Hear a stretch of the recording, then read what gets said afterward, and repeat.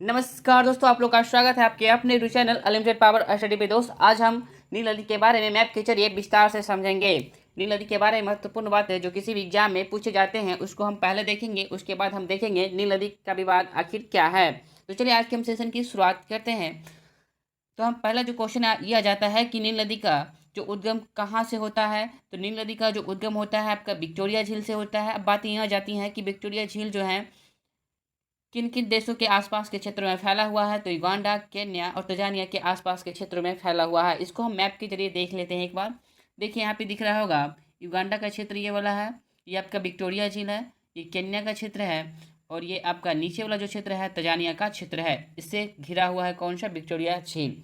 तो हम देख लेते हैं कि इसकी लंबाई कितनी है। तो इसकी जो लंबाई है आपका 6,853 किलोमीटर है। अगर हम इसकी चौड़ाई की बात करते हैं तो इसकी चौड़ाई जो है आपका 2.8 किलोमीटर है, किसकी, नील नदी की। अगर इसकी हम गहराई की बात करते हैं तो इसकी गहराई है आपका कितना, आपका 8 से 11 मीटर, यानी कि 26 से 36 फीट तक इसकी क्या है, गहराई है। तो इस तरीके से इतनी बातें आ जाती हैं कि नील नदी जो विश्व की सबसे लंबी नदी के रूप में भी जानी जाती है। किसको जाना जाता है, तो नील नदी को जाना जाता है। ऐसा कहा जाता है कि इस नदी का जो है इतिहास मानव सभ्यता की शुरुआत से ही माना जा रहा है, क्या माना जाता है। तो इतनी बातें यहाँ पे आ जाती हैं। और हम देख लेते हैं कि जो है नील नदी जो है कितनी देशों से होकर प्रवाहित होती है। तो नील नदी जो है कुल मिला के 11 देशों से होकर प्रवाहित होती है।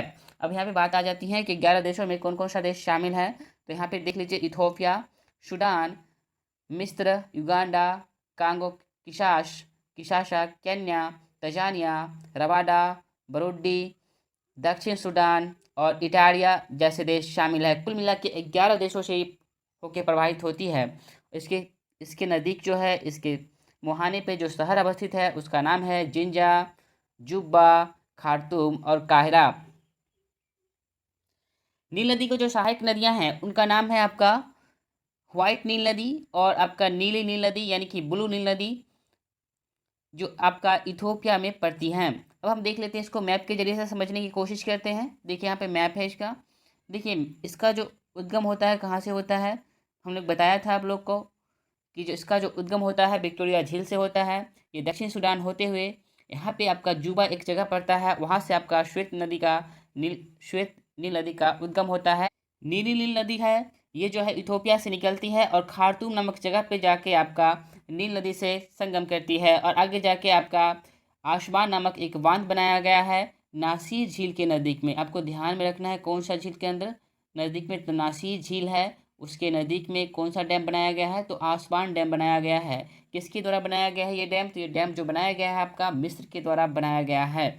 और आगे जो है आपका नदियाँ जाती हैं और आगे चल के जो है अपना जो जल जो है इनका जो मुहाना है भूमध्य सागर है, भूमध्य सागर में अपना जल गिरा देती हैं। कहाँ पे गिराती है, बहुत ज़्यादा इंपॉर्टेंट क्वेश्चन है ये कि भूमध्य सागर में अपना जल गिराने का काम करती हैं कौन सी नदियाँ। इनका उद्गम कहाँ से होता है, तो इनका उद्गम जो होता है विक्टोरिया झील से होता है और अपना जल कहाँ पे गिराती हैं, भूमध्य सागर में। इनकी दो सहायक नदियाँ हैं, एक श्वेत नील नदी और दूसरा है नीली नील नदी, जो कहाँ पे मिलती है नील नदी से, खार्तूम जगह से पे मिलती है। और नीली नील नदी जो है आपका इथोपिया से निकलती है।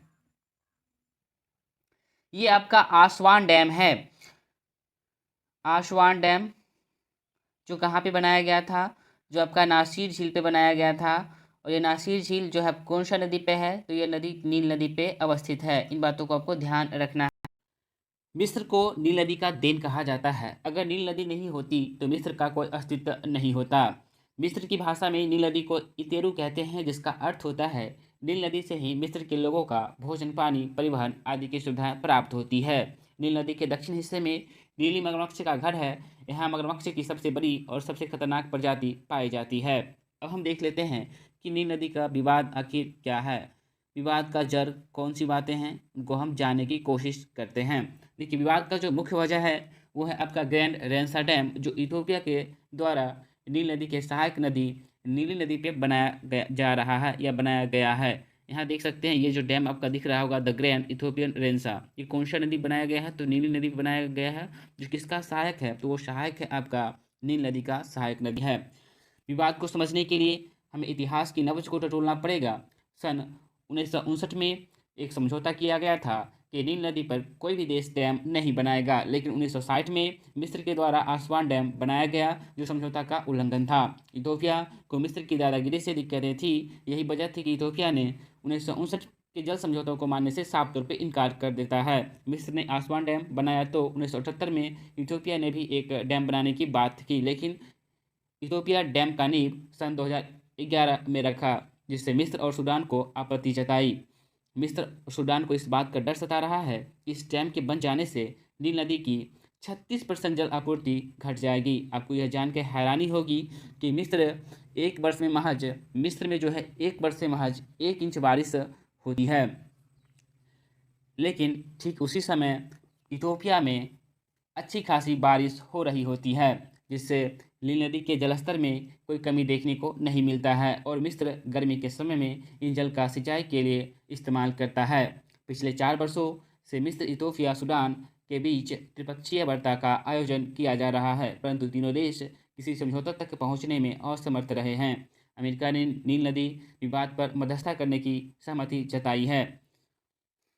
वहीं दूसरी तरफ हम बात करते हैं इथोपिया की दृष्टि से, यह जो बांध है इथोपिया के लिए भी काफ़ी महत्वपूर्ण है। इथोपिया इस डैम के सहारे अपनी गरीबी को दूर करना चाहता है।